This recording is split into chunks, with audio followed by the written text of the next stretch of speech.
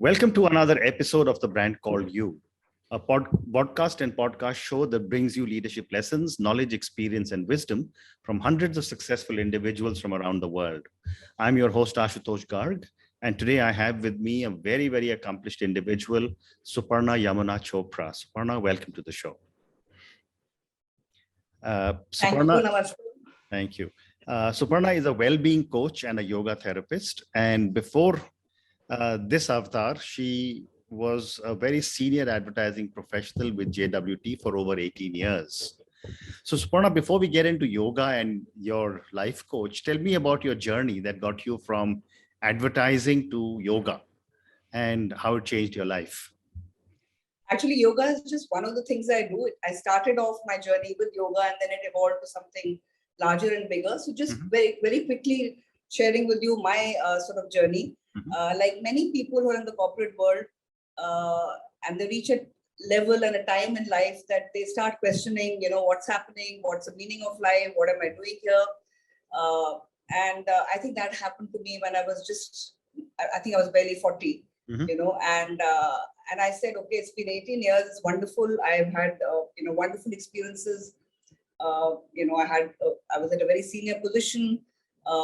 With all the perks and the frills and everything, the travel and everything, very exciting lifestyle. But I think the last 2 years of my working life, I began to question: is this the way I want to finally die? Is this what I want to be doing, or is there something larger, a larger purpose for me than doing this? Sure. While I enjoyed most part of my advertising journey, I think I reached a point when these questions were looming large. And it took me 2 years to really sort of muster the courage to say, well, there's something else I can do. There's something else, something more meaningful, that I can do, and I can have a larger purpose in helping people. I had no idea what that was, but I think somewhere deep within, I think it had to be in the area of well-being or wellness or whatever you call it. Maybe, I was craving that in my life. And maybe that's what propelled me into, getting into that area so I could help other people who had shared my struggles in corporate life and come to a point where they said, this is it, we can't go on any longer. And it happens to many of us. So I think I came to a point of what is called in my career, in my advertising career, I came to a point which I call the divine discontent. And it's actually, it was really divinely orchestrated that divine discontent was bothering me, and that's when I decided to act on it. And I took initially I just took a 6 months sabbatical, thinking that I may, keeping my options open, that I may want to go back, but I think that never happened. I never looked back, and I think that was the beginning of my spiritual quest. I did not go seeking yoga at all. That was just one of the things on my bucket list that, when I have time, I will learn yoga. Okay. So it was just about being a practitioner. And how I became a teacher was, again, just a divine plan. Okay. It was not that I said, okay, I'm going to become a yoga teacher. It wasn't like that. Also, just to tell you that at that moment, at that point in time, after I quit, I also lost my mother, which was pretty early in life, very, very suddenly. And I think that propelled me into I just wanted some solace. I wanted some peace of mind. And I was seeking to grieve on my own terms without people telling me. It was a big loss for me because I lost my father when I was very young. So losing her was like, this whole roof going, sort of being pulled off your head kind of a feeling. And I think I just needed to get away. Okay. And so I decided to enroll in a teacher's training course, a yoga teacher's training course in a very large international organization, and the headquarters in India or in Kerala. So I just went there just for this purpose of just being on my own, finding my own peace, grieving on my own terms, never wanting to become a yoga teacher. But I think that 1 month was so profound and so transformational that I came back saying that, what I've experienced, I would like to share with other people. It was just that, that feeling within me that I want to share this, what I experienced in that 1 month. So it just happened by default, by accident. And as most things in my life have happened by default and accident, never a plan. I think it's just a divine plan which guides me, and I'm just trusting of it. That's it. So wonderful. So Suparna, the whole world is talking of yoga. Everyone talks of yoga. I'm not sure how many people really understand yoga other than the asanas and some pranayam. So my question to you is, what is yoga? unfortunately, actually, Ashutosh, you're right. Unfortunately, for most people, they perceive yoga as a physical practice. Okay, Right. and that's a very limited way of looking at yoga, because the benefits are far deeper, far more profound than just moving your body and becoming flexible. That's all fine. That's also good, because we need all of that at a physical well-being level. But the mental and the spiritual benefits are huge. Okay, so for me in my journey, I think what I've got is, I was looking for peace of mind. I was looking for a balanced state of mind from which I could take better decisions, make better choices for myself. And I think for me, I got all of that from yoga. It's just about, for me, it's really about your mind. It's about managing and controlling your mind. That's really what yoga is. And it's about sort of also being in a state of acceptance and surrender, that whatever is happening right now is happening for my highest good, and out of this something good is going to come. So that really takes the anxiety and the fear from me, and I just I flow with life. So I think it's really about acceptance, surrender, about being in balance, and balance could be many ways: balancing your work life with your personal life, balancing different relationships, so that balance manifests itself in many areas of your life. So a lot of people miss the spiritual and the mental well-being aspect of yoga. And I think somewhere it's also sort of got to do with maybe the Western tradition, that a lot of the yoga now has come back from the West to us, very strangely, because it emanated from us and our heritage, and now we're sort of very mindlessly following what the West is telling us. And right. I think for a lot of Westerners, I won't say all, but for a lot of them, it's more about the physicality of it. Yeah. It's about looking good, looking toned, and all of that, which is fine. There's no harm in that, in looking good and being fit. But it's just much deeper than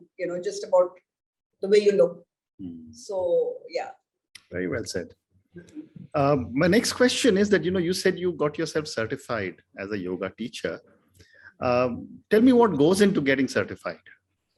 So like I mentioned earlier, that I didn't go to get certified. I just went for some other purpose, and I ended up getting certified along the way. So for me, it wasn't that, okay, I am going to get certified as a yoga teacher. It just happened. But then it's a very intense, very, very intense process. You have to, be in a very, very frugal, a very simple ashram kind of living, which for a lot of us city dwellers, like for me, it was a big shock for the first 5 days. Even the food, I couldn't eat anything because everything was different. So there was a lot of discomfort, physical and just materially.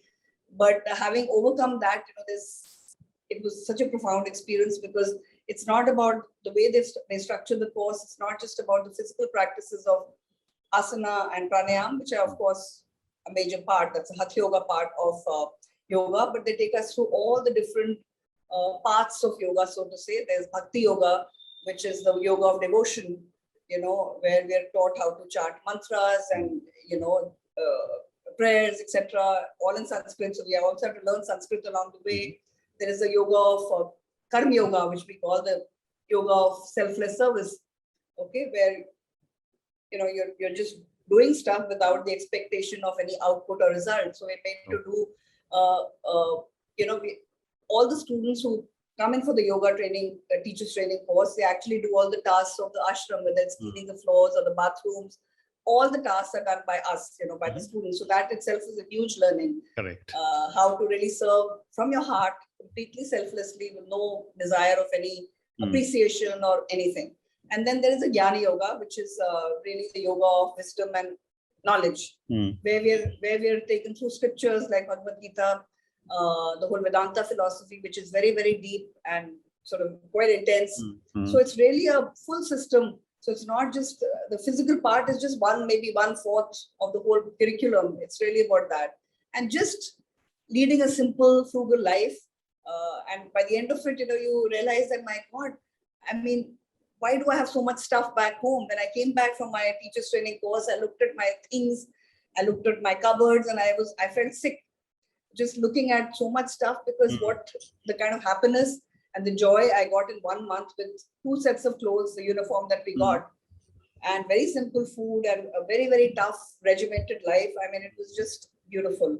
Fantastic. So then you begin to question that, what is it? And then I think that's when the realization comes that really less is more, So, and that's, I think for me, that was a big lesson besides all the yoga teachings, that less is really, really more.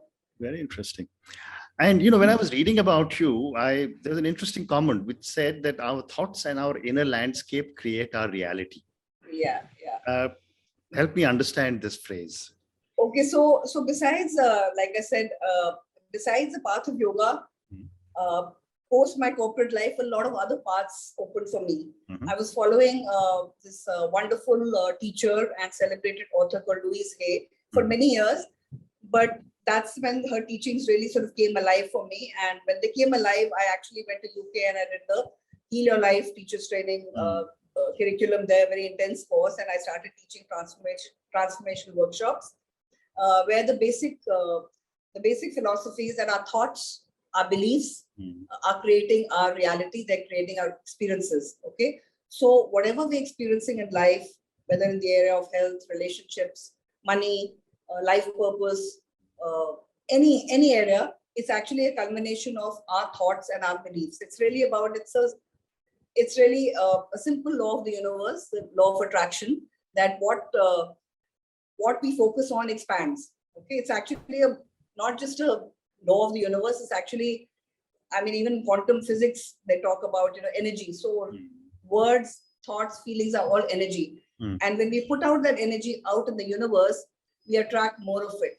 So therefore, if I'm focusing on thoughts of lack and loss and fear, that, oh my God, I'm going to get COVID, or I'm going to lose my money. And these kind of thoughts happen to all of us, very, very dreadful thoughts of, fearful thoughts. So when we're actually constantly giving energy to those kind of thoughts and putting them out there, because anything that we think in our head is an intention, it's a thought energy. We're actually inviting more of it back. So that's really the law of attraction, that what you give out, you get back. So therefore, if I'm giving out thoughts of well-being, abundance, gratitude, then that's what I get back. So what you give out, you get back actually multiplied.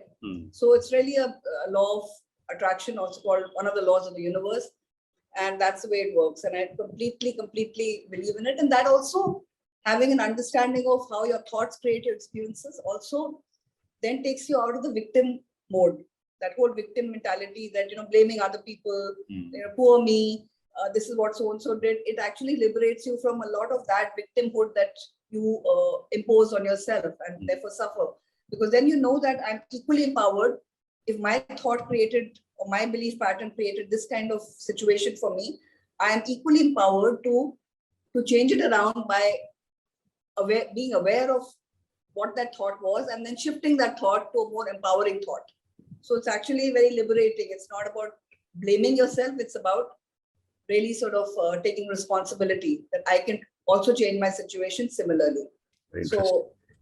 Very interesting. So this is the way it works, and for all of us. So it's not sort of some major spiritual sort of enlightening thing, but it's really the way life works. Yeah, it's very simple, and the minute we become present to this reality, I think a lot changes for us. Very interesting. So let's now. I teach that through my workshops as well, how our thoughts in any area of our life, our belief patterns, how they're creating our experiences. So yeah. Okay. Yeah, so let's now move on and let's talk about you being a life coach and a well-being coach. Yeah. To start with, tell me, what is a life coach?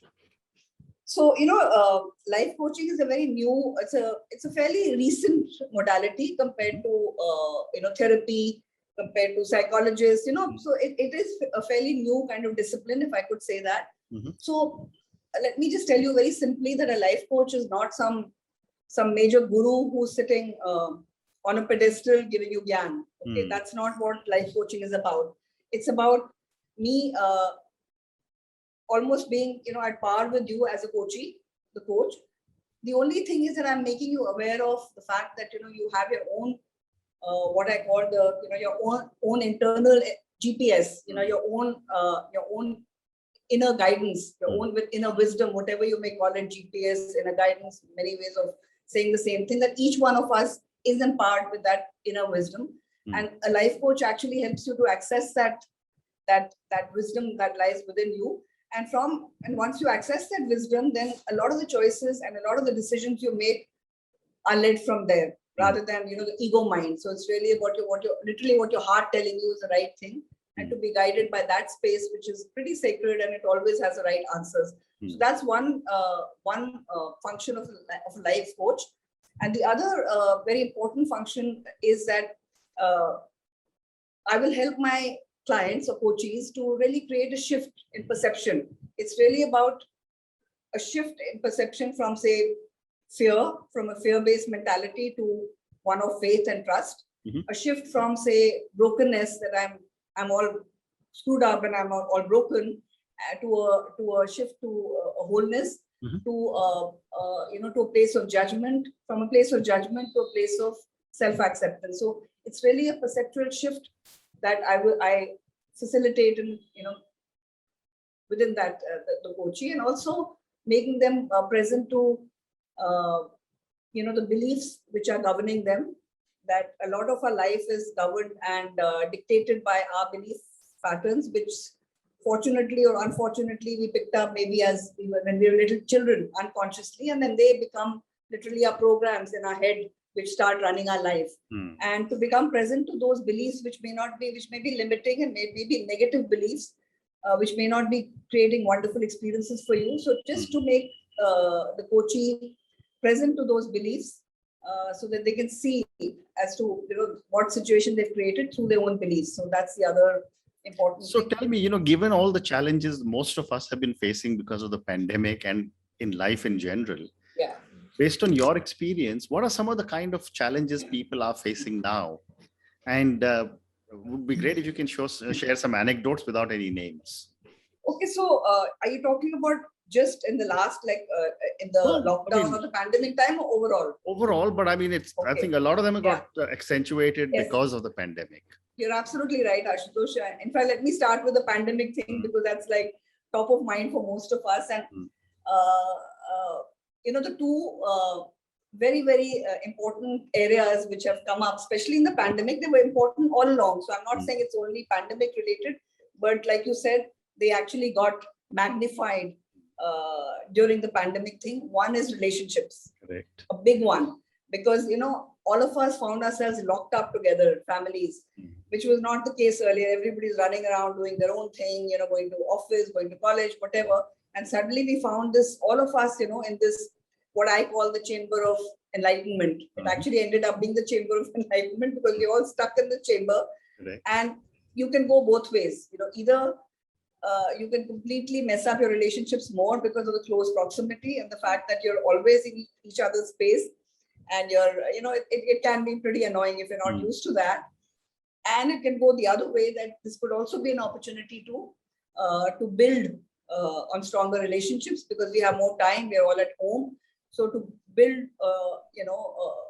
a stronger family bonding, or even between husband, wife, so it could go both ways. But unfortunately, I've seen that it went,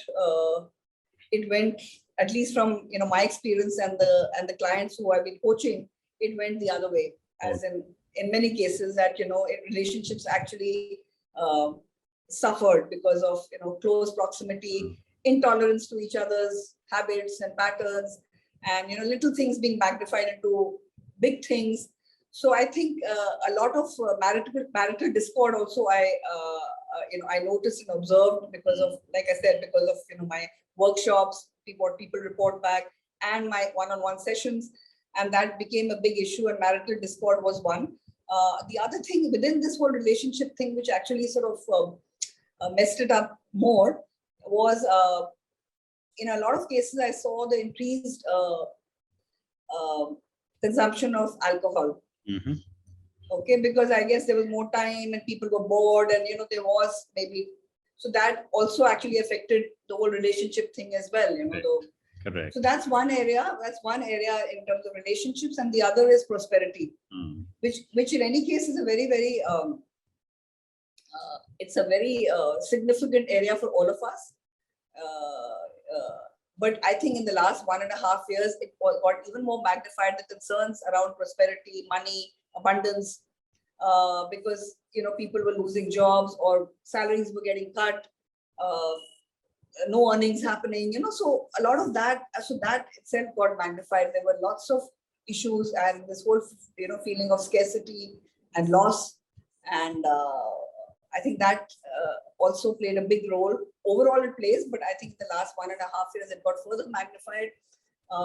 So there was a lot of insecurity about money. So that's the other area which I observed, which became like a big issue for most people. So yeah. Very interesting. So Superna, I'm now going to move to the last segment of our conversation. I have time for 2 or 3 questions now.